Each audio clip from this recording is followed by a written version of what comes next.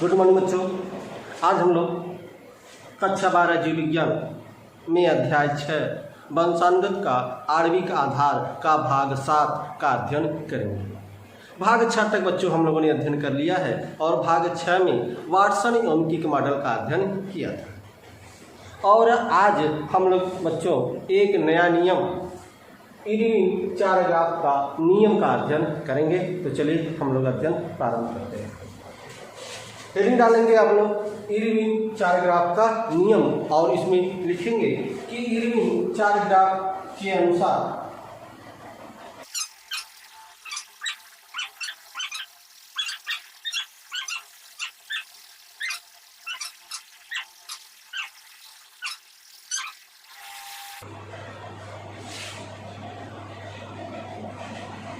ठीक है बच्चों, तो ध्यान रखिएगा इरविन चार ग्राफ का नियम पहला जो है लिखेंगे आप लोग। इरविन चार ग्राफ के अनुसार जीवों में उपस्थित डीएनए के अणुओं में प्यूरिन की मात्रा तथा पिरीमिडीन की मात्रा समान होती है। चार ग्राफ में बताया कि जो डीएनए के अणु हैं उस डीएनए के अणुओं में जितनी प्यूरिन की मात्रा होगी उतनी ही मात्रा पिरीमिडीन की होती है। यह इरविन चार ग्राफ ने बताया। जैसे आपको पता है कि आपको जो नाइट्रोजनी क्षार होते हैं वह दो प्रकार का होता है। एक आपका होता है प्यूरिन और दूसरा होता है पिरीमिडीन। जिसका अध्ययन बच्चों आप लोगों ने कर लिया है। अब आपको पता है बच्चों कि प्यूरिन में दो होता है, एक होता है आपका एडेनिन और दूसरा होता है ग्वानिन। ठीक उसी तरह से पिरीमिडीन में बच्चों तीन होता है और पहला आपका होता है साइटोसिन, थायमिन और यूरेसिल। चूंकि बच्चों हम डीएनए का अध्ययन कर रहे हैं, और आपको पता है कि डीएनए में यूरेसिल नहीं पाया जाता, यह यूरेसिल आरएनए में पाया जाता है। तो जो भी हमने यह नियम पढ़ रहे हैं वाटसन याकिक का नियम या इरविन चार ग्राफ का नियम, यह डीएनए पर आधारित नियम है। ठीक है, इसलिए इस डीएनए में चूंकि अध्ययन कर रहे हैं तो डीएनए में यूरेसिल नहीं होता।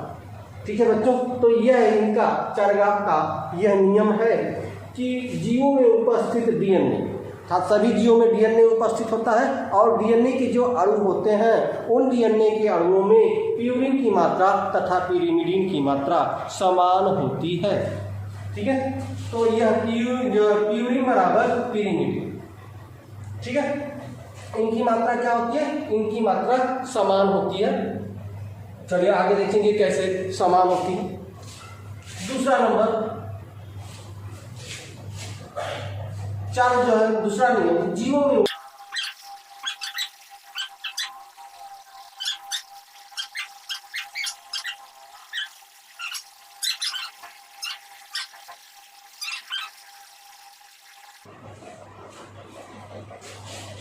चलिए बच्चों, चार ग्राफ ने कहा, चार ग्राफ का एक मैंने पॉइंट देख लिया। दूसरा पॉइंट इन्होंने चार ग्राफ का क्या है कि जीवों में उपस्थित डीएनए के अणुओं में हमेशा पिरीमिडीन के साथ हाइड्रोजन बंध द्वारा जुड़े होते हैं।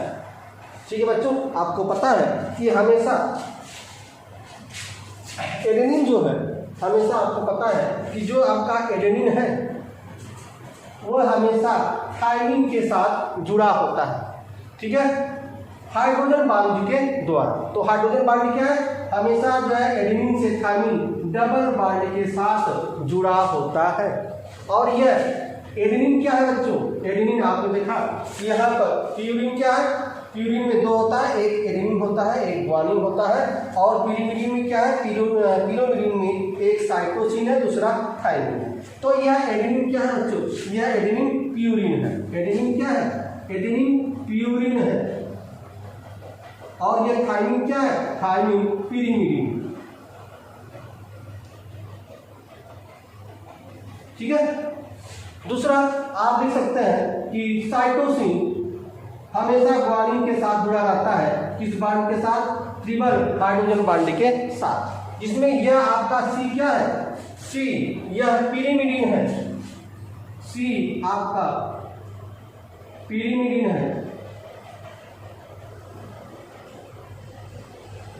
और यह G क्या है, ग्वानिन, ग्वानिन आपका प्यूरिन है, ग्वानिन क्या है आपका, प्यूरिन। तो देखिए बच्चों, यह जो दूसरा पॉइंट इनका है, क्या कर रहे हैं ये चार ग्राफ कर रहे हैं कि जीवों में उपस्थित डीएनए के अणुओं में हमेशा प्यूरिन पिरिमिडीन के साथ हाइड्रोजन बंध द्वारा जुड़े होते हैं। अर्थात हमेशा प्यूरिन से पिरिमिडीन जुड़ता है या पिरिमिडीन से प्यूरिन जुड़ता है, प्यूरिन प्यूरिन नहीं जुड़ता या पिरिमिडीन पिरिमिडीन नहीं जुड़ता, बल्कि प्यूरिन से पिरिमिडीन या पिरिमिडीन से प्यूरिन जो है आपका जुड़ता है। और आपको पता है, हम बता चुके हैं कि हमेशा एडेनिन थाइमिन के साथ और साइटोसिन ग्वानिन के साथ जुड़ता है। ठीक है, यह आपका एडेनिन क्या है, प्यूरिन है, और यह थाइमिन क्या है, पिरिमिडीन है। तो आपने देखा कि हमेशा प्यूरिन जो है पिरिमिडीन से जुड़ता है। यहाँ देखिए, यह आपका साइटोसिन है, तो साइटोसिन क्या है, पिरिमिडीन है, और यह ग्वानिन क्या है, यह क्या है, प्यूरिन। ठीक है, तो आपने देखा कि हमेशा आपका प्यूरिन पिरिमिडीन से या पिरिमिडीन आपका प्यूरिन से जुड़ा होता है। एडेनिन थाइमिन से डबल हाइड्रोजन बॉन्ड के साथ तथा साइटोसिन और ग्वानिन हमेशा हाइड्रोजन के ट्रिपल बॉन्ड के साथ जुड़ता है, जो है चारगाक ने यह दूसरा पॉइंट बताया। तीसरा पॉइंट चारगाक का अगर हम लिखना चाहें लिखेंगे। तीसरा पॉइंट, जीवों में उपस्थित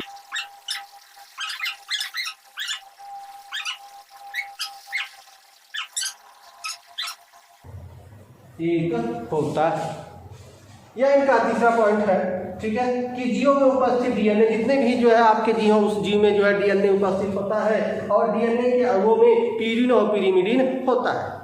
इन्होंने कहा कि प्यूरिन और पिरिमिडीन का अनुपात क्या होता है, यह एक होता है या समान होता है। कैसे, आपको यहाँ पता है कि एडेनिन और ग्वानिन यह क्या है, साइटोसिन और थाइमिन के बराबर, अर्थात यह आपका एडेनिन और ग्वानिन यह आपका क्या है, प्यूरिन है, और यह बराबर होता है साइटोसिन प्लस थाइमिन।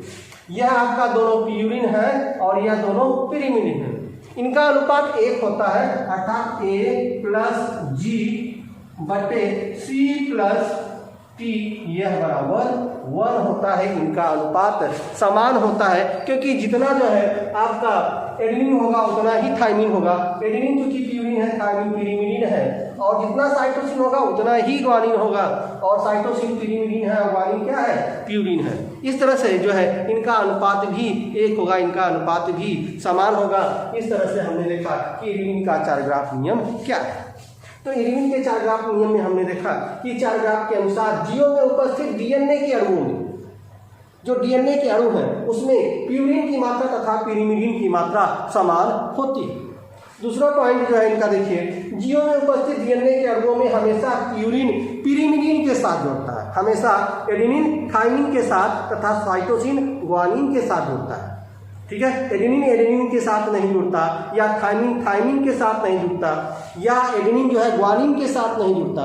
ठीक है, हमेशा क्या होता है, हमेशा एडेनिन थाइमिन के साथ जुड़ता है। एडेनिन क्या है, प्यूरिन है, और थाइमिन क्या है, पिरिमिडीन है। तो यही कह रहा है इनका दूसरा पॉइंट यही है कि जीवों में उपस्थित डीएनए के अणुओं में हमेशा प्यूरिन पिरिमिडीन के साथ हाइड्रोजन बॉन्ड द्वारा जुड़े होते हैं। एडेनिन थाइमिन के साथ डबल हाइड्रोजन बॉन्ड, और साइटोसिन ग्वानिन के साथ जो है ट्रिपल हाइड्रोजन बॉन्ड के साथ यह जुड़े रहते हैं। तीसरा पॉइंट क्या है, इन्होंने जीवों में उपस्थित डीएनए के अणुओं में प्यूरिन और पिरिमिडीन का अनुपात एक होता है, अर्थात A प्लस जी बराबर C प्लस टी, या A प्लस जी बटे C प्लस टी बराबर 1। इनका अनुपात जो है एक होता है। कैसे, हम एक उदाहरण द्वारा समझते हैं।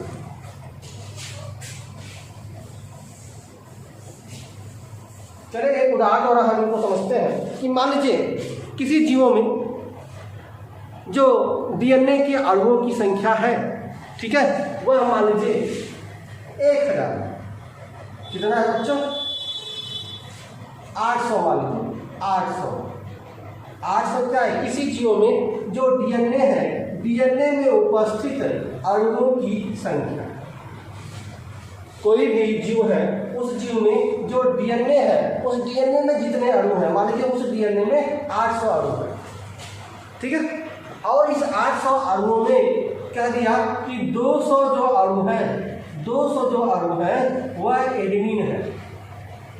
200 अणु क्या है, एडेनिन है। तो बताइए थायमिन, साइटोसिन और ग्वानिन अणुओं की संख्या कितनी होगी।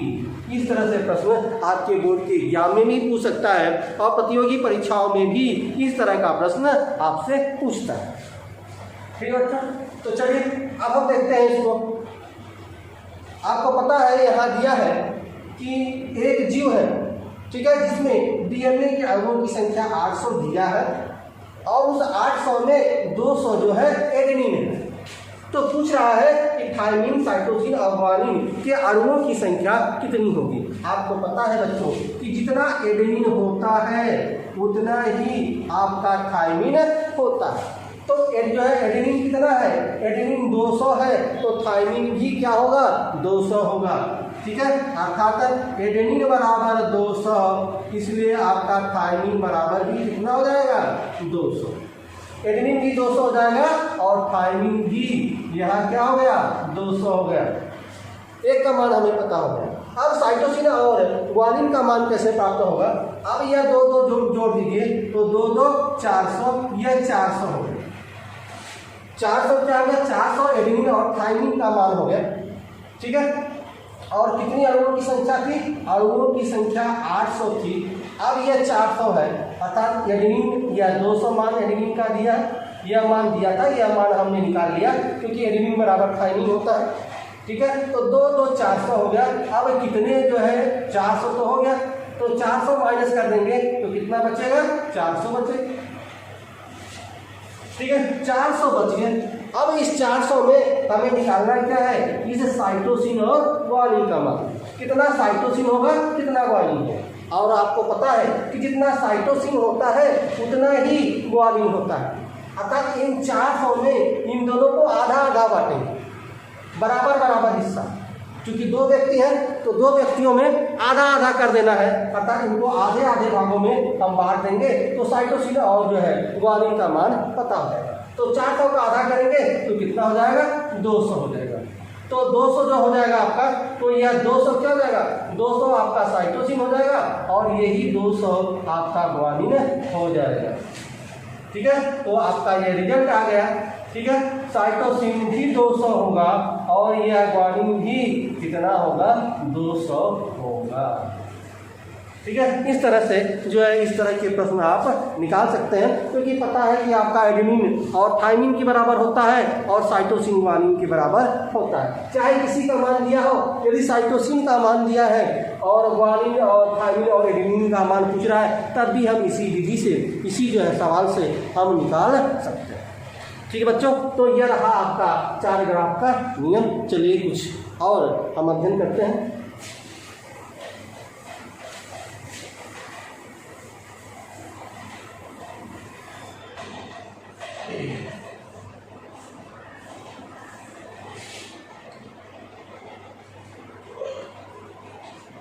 हेडिंग डालेंगे हम लोग, अगला हेडिंग डालेंगे रेखा का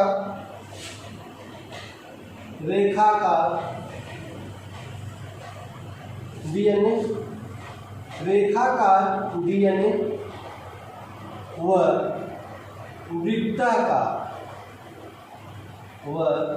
वृत्ताकार डीएनए। यह हेडिंग डालेंगे हम लोग बच्चों, ठीक है। रेखाकार डीएनए व वृत्ताकार डीएनए। तो पहले हम लोग देखेंगे कि यह रेखाकार डीएनए क्या है, ठीक है। तो रेखाकार डीएनए में हम लोग लिखेंगे कि वह डीएनए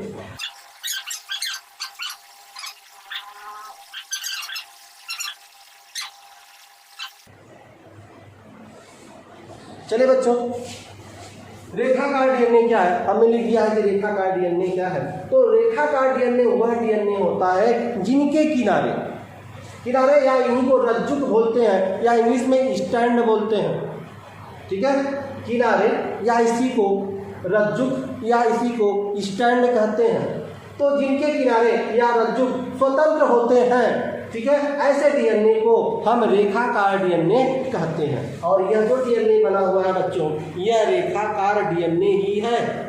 ठीक है, क्योंकि देखिए इसका जो है एक जो है किनारा यह है आपका, एक किनारा यह है और दूसरा किनारा यह है। अर्थात एक स्टैंड यह है, दूसरा स्टैंड यह है, या एक रज्जुक यह है, दूसरा रज्जुक यह है।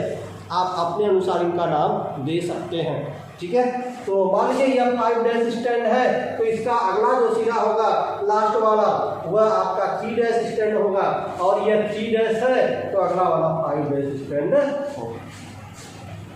ठीक है, तो रेखाकार डीएनए क्या है? रेखाकार डीएनए वह डीएनए होता है जिनके किनारे रज्जुक स्वतंत्र होते हैं। अर्थात यह एक किनारा यह है, यह किनारा यह है, यह क्या है? यह स्वतंत्र है, अर्थात यह आपस में जुड़े नहीं रहते हैं। देखिए यह सिरा इस सिरे से जुड़ा नहीं है, एक सिरा दूसरे सिरा से जुड़ा नहीं है, स्वतंत्र है, जुड़ा नहीं है, क्या है? स्वतंत्र है। जब इस तरह का डीएनए होता है तो उस डीएनए को हम रेखाकार डीएनए कहते हैं, जिनके किनारे, ठीक है, या जिनका सिरा या जिनका रज्जुक या जिनका स्टैंड क्या होते हैं? स्वतंत्र होते हैं। ठीक है, ऐसे डीएनए को हम रेखाकार डीएनए कहते हैं। और रेखाकार डीएनए यूकेरियोटिक कोशिका में पाया जाता है। किस कोशिका में पाया जाता है? यह यूकेरियोटिक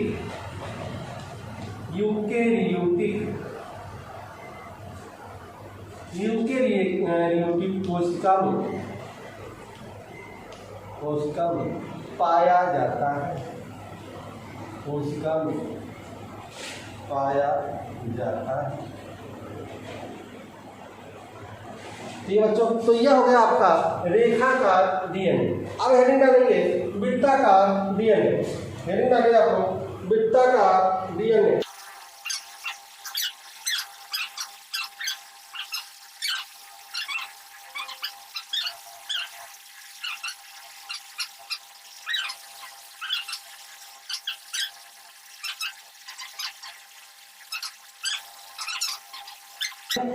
वृत्ताकार डीएनए वह डीएनए होता है जिनके किनारे स्वतंत्र नहीं होते हैं, अर्थात जिनके किनारे आपस में जुड़े होते हैं। ठीक है, यह डीएनए प्रोकैरियोटिक कोशिका व यूकेरियोटिक कोशिका के माइटोकॉन्ड्रिया व लवकों में पाया जाता है। ठीक है बच्चों, तो यह जो वृत्ताकार डीएनए है यह आईएएस का एग्जाम का यह प्रश्न है, और आईएएस एग्जाम में यह प्रश्न पूछा था कि वृत्ताकार डीएनए कहाँ पाया जाता है। ठीक है, तो वृत्ताकार डीएनए आपको पता है यह प्रोकैरियोटिक कोशिका व यूकेरियोटिक कोशिका के माइटोकॉन्ड्रिया व लवकों में पाया जाता है। ठीक है, क्योंकि इनके किनारे क्या होते हैं? स्वतंत्र नहीं होते, तो इनके किनारे स्वतंत्र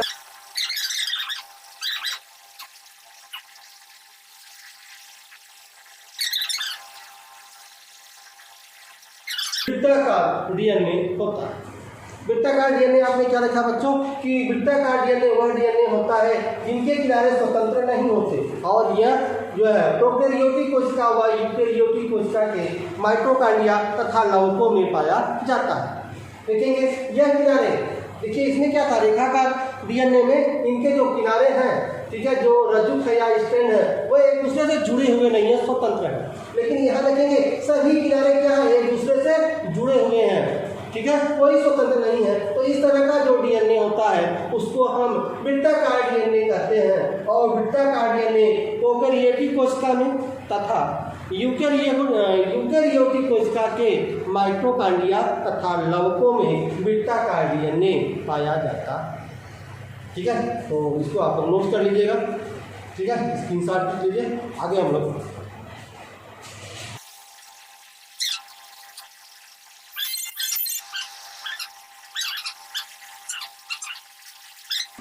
डीएनए का विकृतीकरण व पुनः आकृतीकरण। पुनः डीएनए का आकृतीकरण। ठीक है बच्चों, तो देखिए यह क्या है? डीएनए का विकृतीकरण।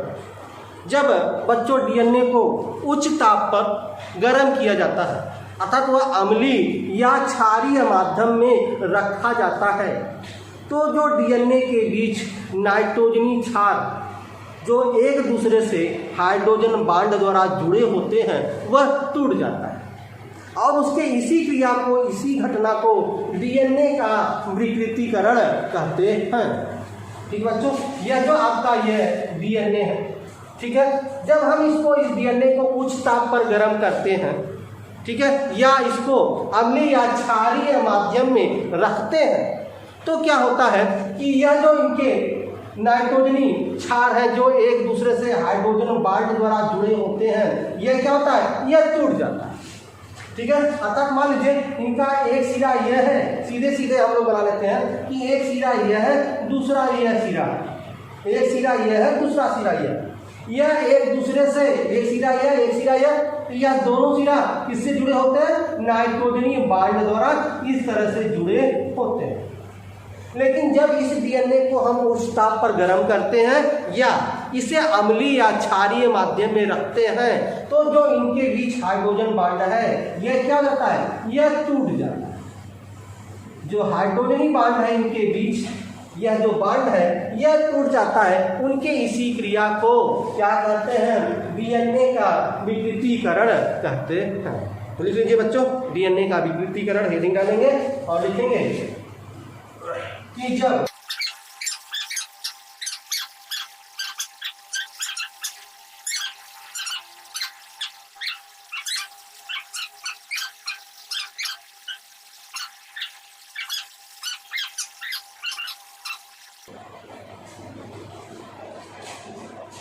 ठीक बच्चों, तो हमने लिख दिया है कि डीएनए का विकृतीकरण किसे कहते हैं। तो आपने लिखा है कि जब डीएनए को उच्च ताप पर गर्म करते हैं या इसे अम्लीय या क्षारीय माध्यम में रखते हैं तो इनके बीच जो हाइड्रोजन बांड है वह टूट जाते हैं। इसके इसी घटना को डीएनए का विकृतीकरण कहते हैं। ठीक है, चलिए अब जो है हम देखेंगे डीएनए का पुनः आकृतिकरण।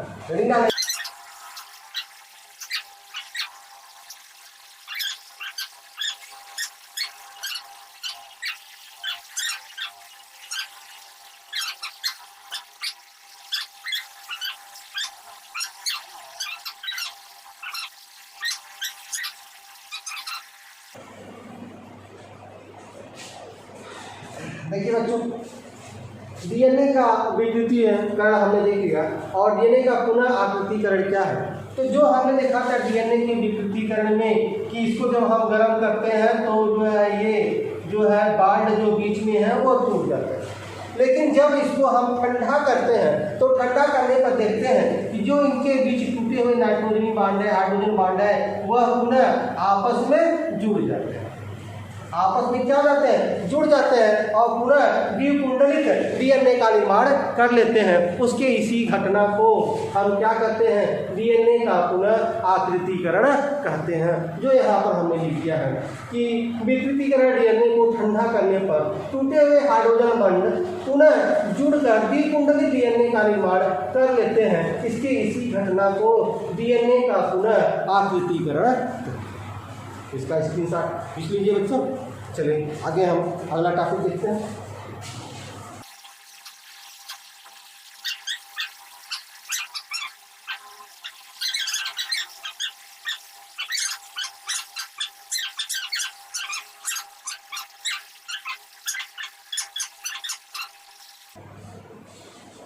ठीक है बच्चों, देखिए कोडिंग डीएनए क्या है। तो कोडिंग डीएनए का वह भाग होता है जो आरएनए के निर्माण में भाग लेता है। ठीक है, डीएनए का वह भाग जो आरएनए के निर्माण में भाग लेता है, ठीक है, उसे हम कोडिंग डीएनए कहते हैं। और इसको एक्सान या एक्जाल, ठीक है, कहते हैं। ठीक है, तो एक्सान लिखते हैं, ध्यान रखिएगा, एक्सान लिखते हैं और पढ़ते हैं एक्जाम। ठीक है, तो एक्जाम ही कहते हैं। तो यह होगा आपका कोडिंग डीएनए। अब हम लोग हेडिंग डालेंगे नॉन कोडिंग डीएनए।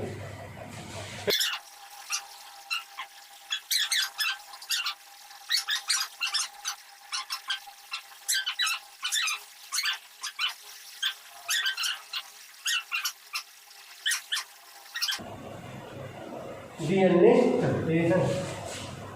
ठीक है बच्चों, चलिए नॉन कोडिंग डीएनए क्या है? नॉन कोडिंग डीएनए का वह भाग होता है जो आरएनए के निर्माण में भाग नहीं लेता।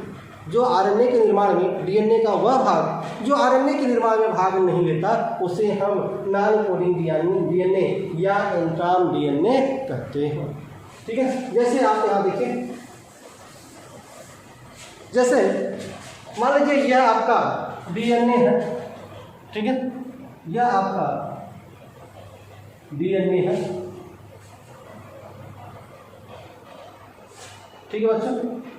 मान लीजिए यह आपका क्या है, डीएनए है।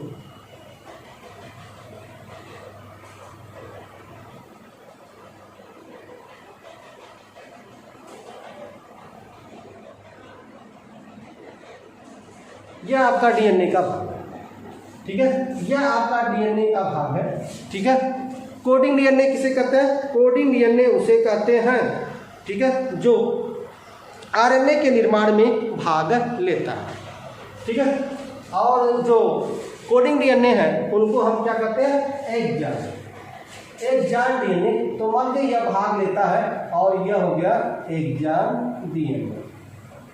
ठीक है, और यह पूरा डीएनए का भाग है। यह वाला भाग, यह वाला डीएनए का यह भाग आरएनए के निर्माण में भाग लेता है, इसलिए उसको हम एक्जान डीएनए। और यह वाला भाग आरएनए के निर्माण में भाग नहीं लेता है तो वो इसको हम बोलते हैं इंट्राम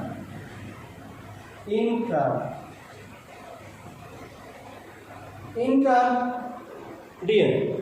ठीक है, यह पूरा जो है भाग लेता है, आरएनए के निर्माण में भाग लेता है तो यह एक्सान डीएनए।